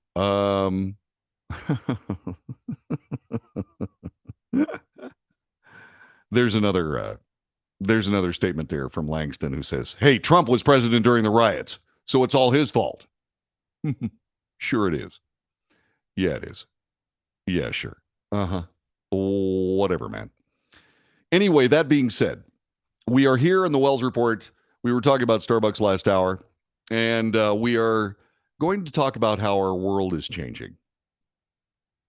In 1973, even before that, a couple of things happened in that era. I'm talking about, 3 or 4 years on either side. In the late 60s, what happened is that American pharmaceutical companies came up with oral contraception for women. They called it the pill. And the pill revolutionized life in America. I remember I was talking about this with a woman who was caught in that vortex between essentially the happy days, the so-called happy days of the 50s, and then the turbulent 60s. And then when things changed in the end of the 60s and the early 70s, those women were caught in a cultural divide where everything that they had been taught to do as little girls was being besmirched. I mean, we were in a situation where the men went out and worked. They worked on their kidney stones and their heart attacks and were the sole breadwinners. But then the narrative came up with one of those situations where, if you were raising kids, then you were wasting your life. What about you? What about the things you want to do? And women hit the workplace. Armed with the pill, they also could control whether or not, once and for all, they could control whether or not they became pregnant. And this changed things. And for quite a while, there was this turbulence, not the turbulent 60s, but there was this change that women endured for the next 10, 15 years. I'll talk to you about that later. Anyway, In 1973, the Roe versus Wade decision was decided by the Supreme Court, which created a furtherance of female independence in the United States. The so-called idea that there was now a constitutional right for an abortion swept across the land. And so, once again, even more control for women regarding the birthing process. Okay? Now, that decision was turned aside recently because it was a flawed Supreme Court decision. It wasn't because the Supreme Court wanted to illegalize abortion or any of the things that have been spewed about in the mainstream media with all kinds of scary propaganda and craziness. And that persists to this day. But now the women are beginning to think about things. The culture is beginning to change. All the brave statements about nobody's going to tell me what to do with my body unless, of course, it's a leftist politician is changing. Not because women actually lost rights, although in some states there are draconian anti-abortion laws that will at some point be turned aside, along with the people who enacted them. It won't happen everywhere, but at least the Supreme Court of the United States was true to the Constitution, turning the decisions regarding abortion back to the states. And the states, predictably, some are making mistakes on both sides of the question. Once again, another turbulent era that will take a few years to settle out. Just like it was to begin with. There's an article in USA Today that you ought to read. It is somebody that was Charles Trepanier, I guess is the way you say it. It goes like this. Elena, a mother of two in rural Nebraska, used to not think twice before having a date night with her husband. Now, with abortion laws returning to state legislatures as a result of the Supreme Court overturning Roe v. Wade in June, Elena fears what may happen if date night leads to an unplanned pregnancy. I'm a 42-year-old woman now. I'm afraid I'll get pregnant for my husband of 20 years, said Elena. I'm over 40, so what if I become pregnant with a fetus that had a fatal developmental defect? What if I miscarried? What if my body didn't expel all the tissue? What if something went horribly wrong?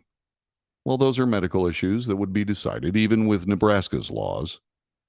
But once again, this is more of the scare tactics, but let's just assume that this is all real. What if I left my husband a widower and my children motherless? According to the National Abortion Rights Action League, Nebraska outlaws abortion after 20 weeks. That's 4 months. 4 months. But allows exception to save the life of the mother. But after overturning Roe, Elena fears what may happen if her state's lawmakers implement tighter restrictions. In the wake of Roe's overturning, sex therapists said they've observed a dramatic increase in anxiety when it comes to sex. And for some people, this anxiety has forced them to reconsider how they approach sex, dating, and relationships altogether. By the way, Flem Coughley says 5 months, but not all months are 4 weeks long. 4.5 months. 4.5 months. That's long enough. You can figure out whether you're pregnant in that length of time. And the laws in Nebraska still make it possible for you to terminate the pregnancy if you choose to. So this is based on a flawed assumption on her part and fear. Why would she be fearful? Well, because she's been listening to America's mainstream media telling her that it's the end of the world, that she's lost rights, that she's going to be forced to do something that she's very concerned about. Strangely enough, It hasn't been that long, certainly not in the human endeavor when women in their 40s had babies all the time. And that was with what is considered now pretty much primitive medical care. I mean, this will, like I said, this will all settle out. This is the reasonableness that comes with being down the road for a while. But there will be people hurt by this. Make no mistake. Politicians who overreach will be hurt. Good. Women who are finding themselves under the thrall of an overreach will certainly be talked about and talked to by the mainstream media, the media itself is working to try to push more, shall we say, liberal policies politically, which is not their job. Like I said, this is something that is going to mean a great deal in society. Suddenly, the political process in the state becomes much more important. And that's good, because we're the United States of America. We are not the Federal Republic of America. Regardless of what Washington politicians think, their job is not as important as they wish it was, or that they spoil to try to create. They spoil for to try to create. Anxiety is the enemy of arousal, says Ian Kerner, a sex therapist in New York. Sexuality is a fundamental part of life, and in the enjoyment of sexuality is part of life. Anxiety gets in the way of that enjoyment. Please understand that since 1968, that has not been a problem. The pill fixed it. There are other solutions to the same problem. Brittany Johnson, a 26-year-old writer in Central Florida, has always been cautious about sex, but with Roe overturned, sex, even with extra precautions, doesn't seem to be worth the slimmest possibility of pregnancy. She says that sex is a little scary to me right now. I'm protected. I have an IUD. I wear condoms. Well, you probably don't. Anyway, I do all the 10 million steps my mother taught me to stay safe when I'm intimate, but I don't want to have to go through the anxiety. I don't want to have to wonder, oh my gosh, if I decide to have fun, is this going to be either a costly or deadly situation that I end up in? Victoria James, a mental health counselor in Oklahoma specializing in intimacy, sex, and relationships therapy, says anxiety often inhibits sexual desire. And she's seen that play out in most of her clients post-Roe. We talk about arousal and desire having things that press on the gas and things that press on the brakes. For most of the clients I'm seeing, the decision has been like a massive 500-pound weight on the brakes, which is going to be the case. My question to you, is this good for society or bad for society? Telephone number is 817-379-2172. Is this good for society or bad for society? Your thoughts I'm inviting, so please, by all means, share them. This is The Wells Report.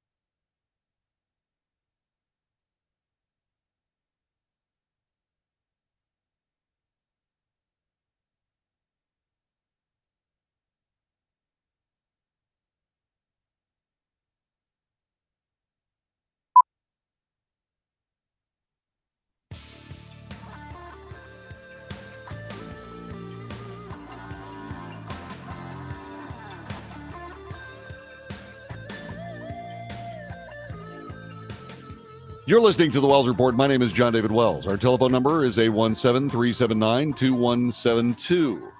This article in USA Today is the first I've seen when it comes to a societal response that is not, shall we say, overly biased by hysterical mainstream media coverage.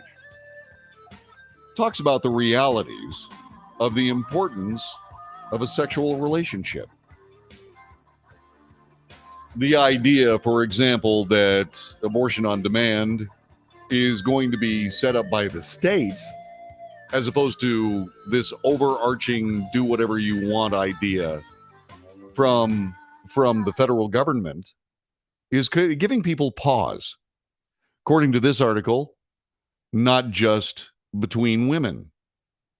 Amber Goldsmith, administrative assistant in Lee County, Florida, understands the feelings that people are having. One of her past relationships ended in 2016 because her ex had anxiety over abortion access being jeopardized by the presidency of Donald Trump.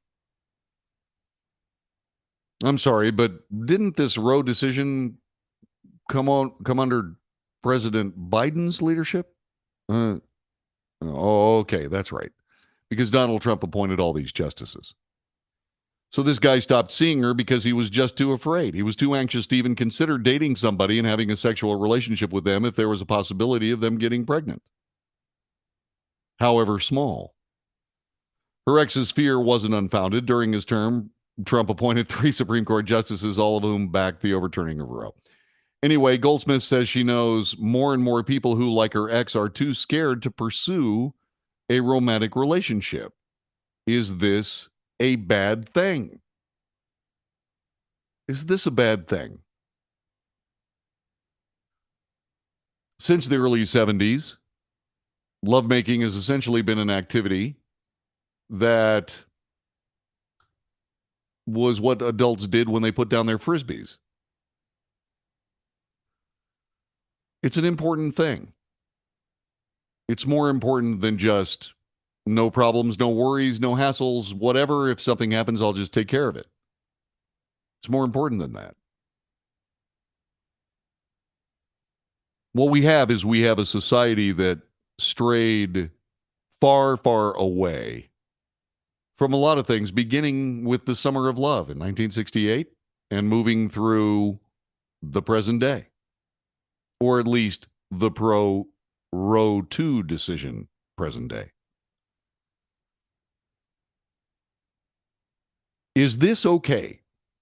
Is it okay that people are thinking twice before jumping into bed? What are your thoughts? 817-379-2172. 817-379-2172. I have had an active life under these circumstances. I remember hearing from one of the producers of the Wells Report, who is just an amazing man. His name is Shotgun Scotty Jones. He and his wife, Christy, have been together since high school. He's never, ever been with any other woman.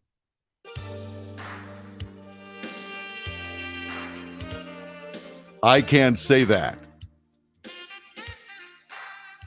And it gave me a moment of pause.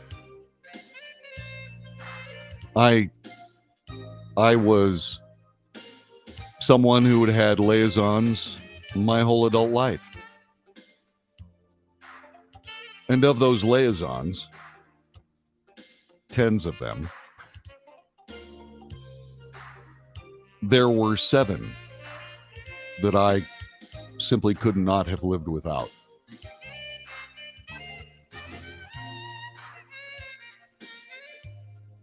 And I sat back and I thought, what if I had been less available? What if I had been more discriminating? What if? There's more. It's next. This is the Wells Report.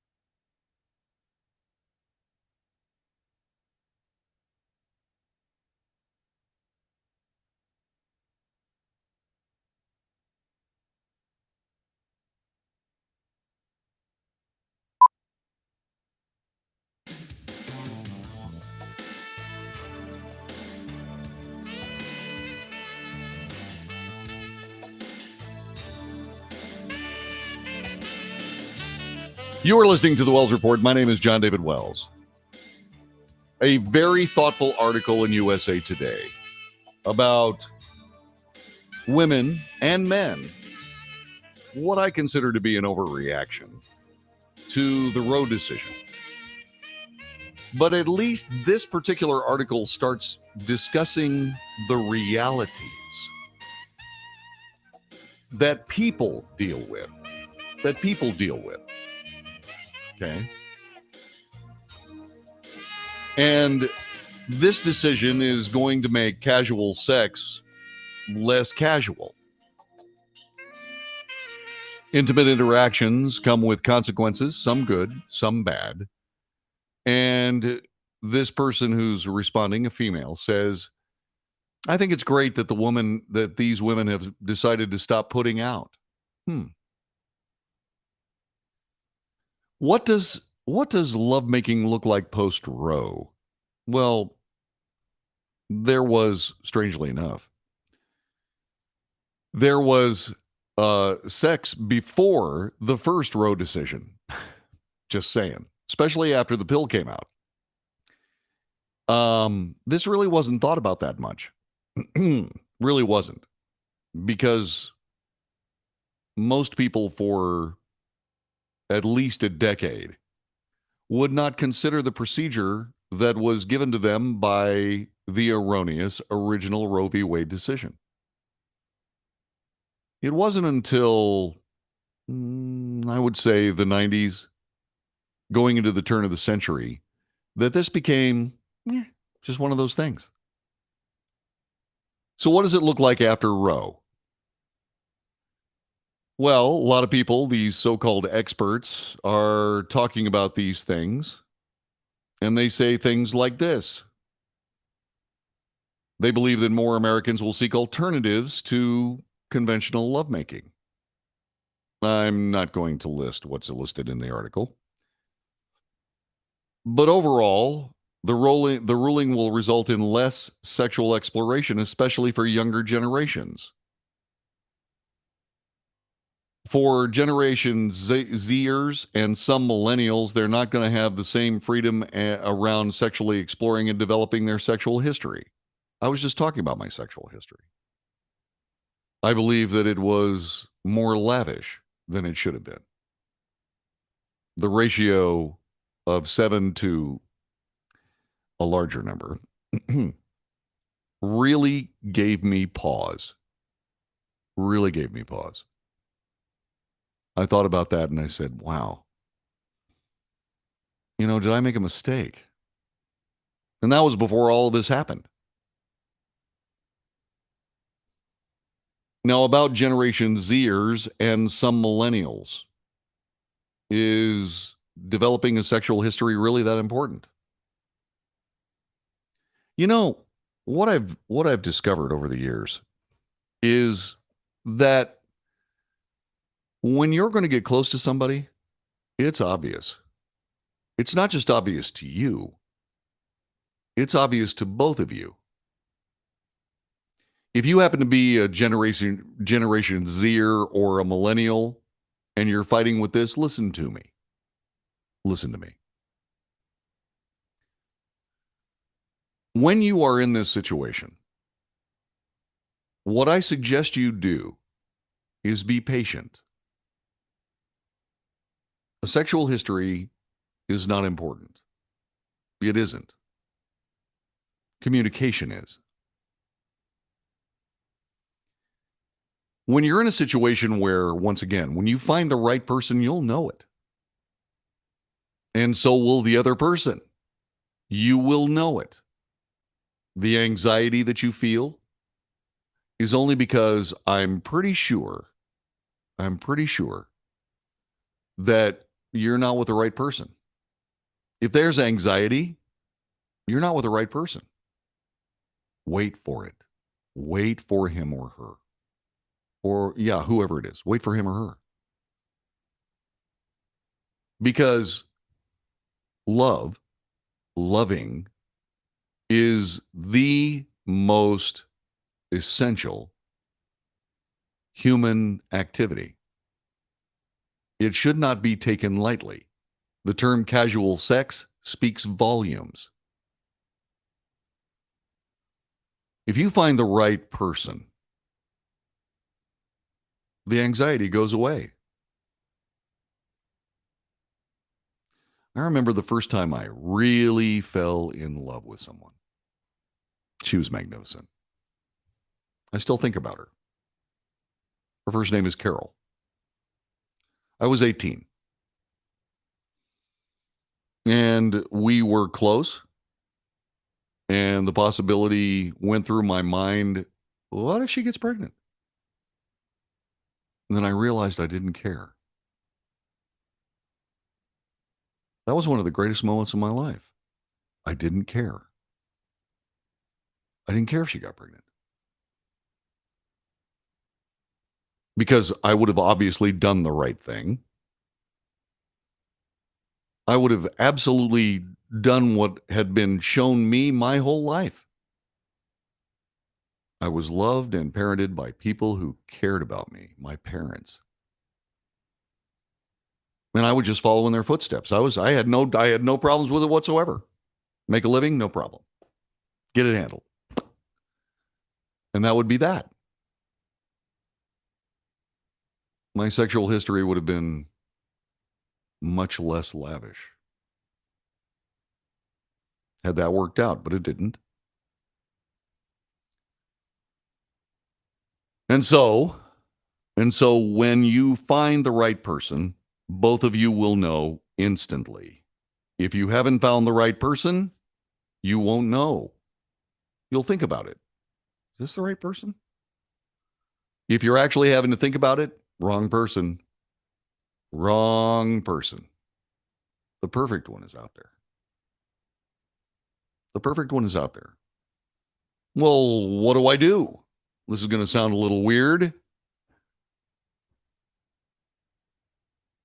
Thank you, Yvonne. If Carol and I had become parents, Yvonne is kind enough to say, you would have been a man, JD. Too many of our sons don't know what that means. True. Anyway,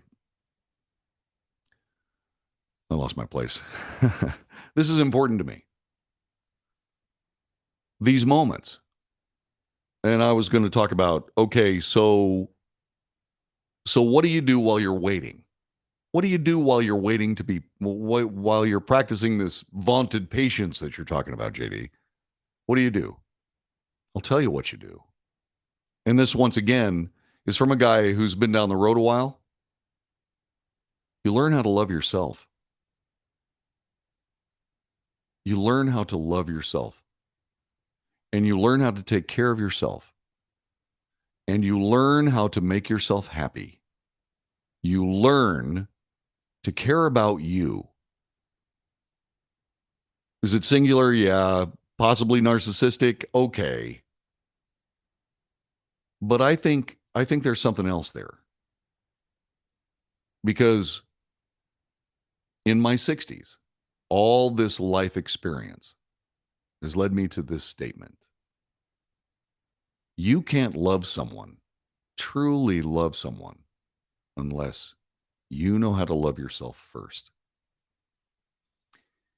And you don't know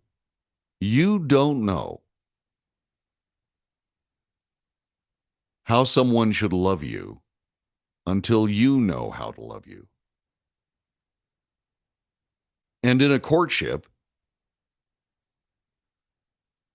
you will find that you will find whether that person that you're with loves you the way you do. And if that person doesn't, put the brakes on.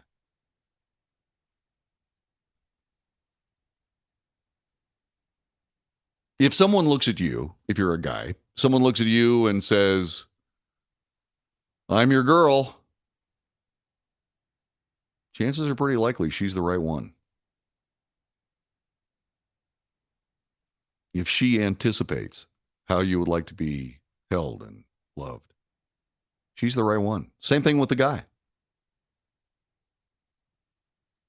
I would say, and it's always been this,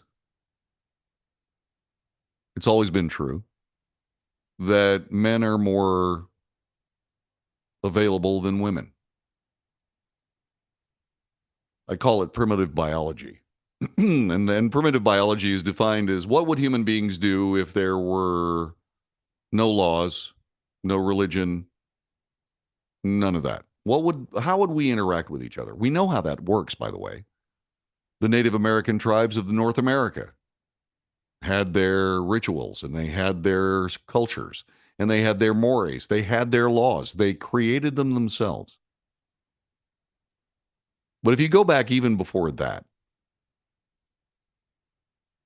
the objective of the male was to consort with as many females as possible, but the female's job was to find the right one. If you look at all the mammals in the animal kingdom, you'll note that in most cases, the males seek the attention of the females. But the females decide which male gets that attention. The females decide. And that's not something you just wish away. You can't just wish that away with law or magazine interviews or any of that stuff. That's human nature. Human nature. Primitive biology. I told my sons, and you've heard me say this before, I told my sons, mind your manners and keep your hands to yourself. Wait. Stick to your guns. Wait until you find her. You'll know it when you do. And if you're with someone you really, really like, but you're not sure she's not the one, you'll know. You'll absolutely know. And if you love and respect yourself to the point where if someone during your courtship does something that is just not acceptable, you can stop it there. Well, what would that mean to society? Fewer divorces. That's what it would mean. I mean, there are all kinds of social constructs that go with all of this. You know, in the intervening years since Roe v. Wade, women were able to do anything they wanted to. And because abortion was free on demand, if anything bad happened, no big deal. Now, that may not be the case depending on where you live. It still is the case in many places. And nobody can tell you that you can't travel to another state for whatever medical procedure you wish. No one can do that. That is unconstitutional. But in the intervening years, women were encouraged to put themselves out there. And men were seen as moronic idiots. And that's still the case today. Hence the term toxic masculinity. As if everything was better if we were all more feminine. Sure. Ever seen the movie Mean Girls? Just saying. Anyway, that being said, I mean, people are people. Some are toxic, some are not. But if you know how to love yourself and care for yourself and respect yourself, when somebody doesn't do those things, you realize you're with the wrong person. And what you need to do is you need to find the right one. You need to wait. There are all kinds of other pressures. You know, I had children with my first wife, and I said, no, I'm not going to do it until I have a marriage, which I didn't have. And my mother, in one of her rare outbursts because she wanted grandchildren, told me that I was just an arrogant ass, and what about her feelings? What about what she wants? So I relented. Disaster ensued. Disasters that still play themselves out to this day. It was disastrous for me. Not just with my marriage, but with my family around that marriage. She was a disruptor. But she did teach me a lot of things that I'm sharing with you. Nothing in the universe is without balance. Wait. Wait for the right one. Learn how to love yourself. So that when someone doesn't love you that way, you know it's not the right person. And what this will hopefully do is this will hopefully create Generation Zers and millennials that realize happiness is more important than sexiness. I wonder what's going to happen. Well, in the words of the Zen master, we'll see. This is the Wells Report. Back with more in just a moment.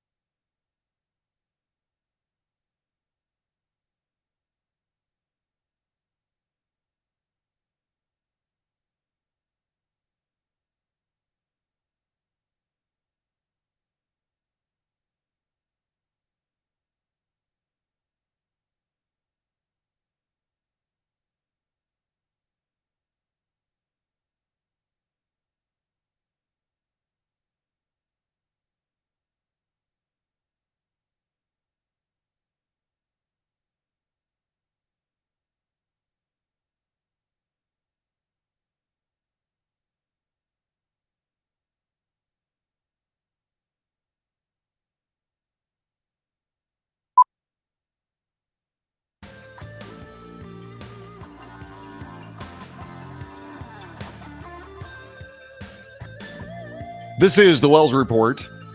She is Allison Felix. You may not know that name, but in the world of track and field competition, everyone knows that name. And the reason is because she is the most decorated track and field athlete in history. She's going to retire. She's going to retire tomorrow, in fact.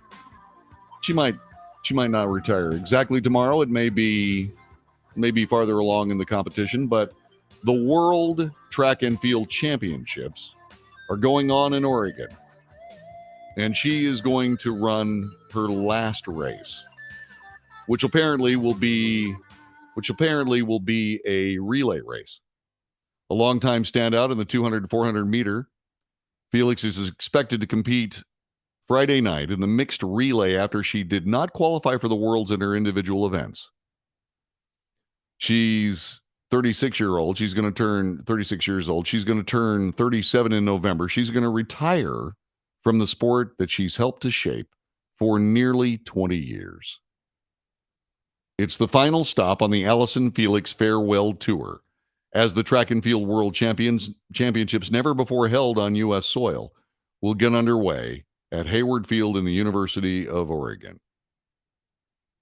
Sonia Richards-Ross, herself a three-time Olympian, who was one of Felix's main rivals in the 400. Holistically, she has made the sport better. When you look at her contribution to the sport, especially as a black female, what she's been able to accomplish, no one else has been able to do those things. In moving on, she's going to run an August street race in her hometown of Los Angeles. She'll leave behind a glittering resume that will be hard to replicate.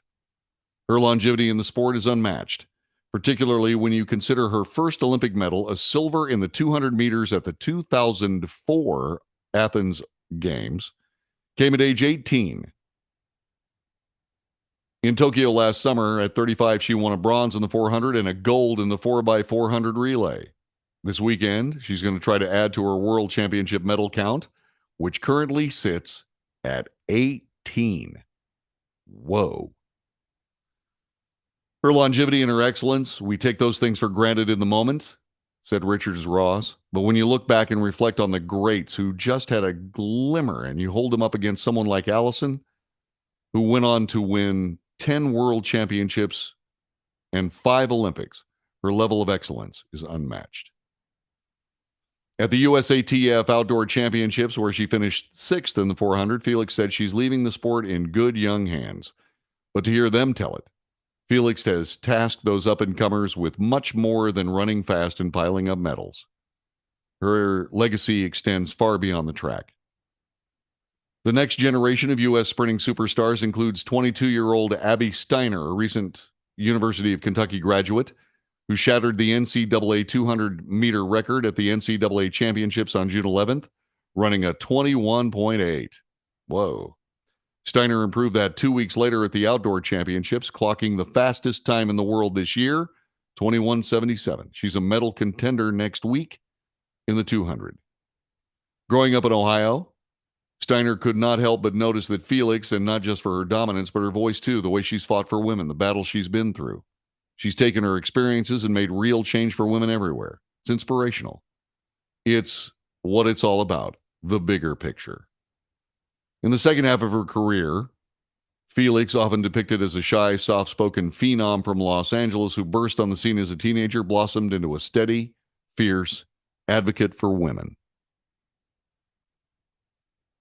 In a 2019 New York Times op-ed, Felix disclosed that Nike, her longtime sponsor and one of the most powerful apparel companies in the world, said that after Cammie, Felix would get 70% after having her daughter, Cammie. She would get 70% less pay.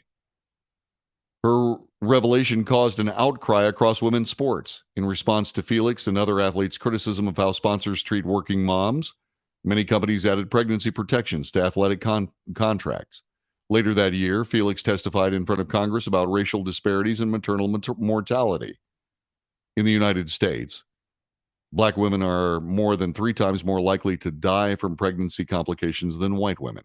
Last month, she spoke candidly of her sadness at the Roe v. Wade decision. She eventually left Nike, now runs under Athleta, which also sponsors gymnast great Simone Biles.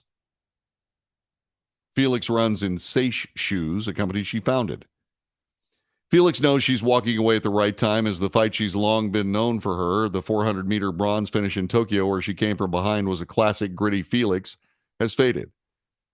She said she has no doubt that she's ready to go and focus instead on growing Seish, the business that she makes, running shoes, and advocating for causes important to her. And, of course, Cammie, her daughter. The passion she once felt for running has moved to her projects off the track. Growing Seish is my next great challenge. Challenge is where she thrives. For years, she called the 200 meters my baby, a phrase that she joked might have been out of date because I have a real baby now, so I'm not sure how that works. It's easily her favorite race, but in later years, she specialized in the 400, pushing herself to succeed in one of the sport's most grueling events. One she doesn't personally like that much. I feel a lot of gratitude for everything. She has practiced an Olympic art, a runner of undeniable consequence and achievement. And she's going to retire. God bless you, Allison Felix. Thanks for all you've done. Looking forward to what you're going to do next. This has been the Wells Report. God bless you, too. Take good care of yourself. And I'll see you tomorrow for another edition of the Wells Report. Take care. All right, Ewans. Thanks very much. I appreciate the show. Appreciate you being here. Take good care, okay? God bless you and have yourself do what Susan tells Colton every day. Okay? Be safe. Make good decisions. I hope I do that someday. Anyway,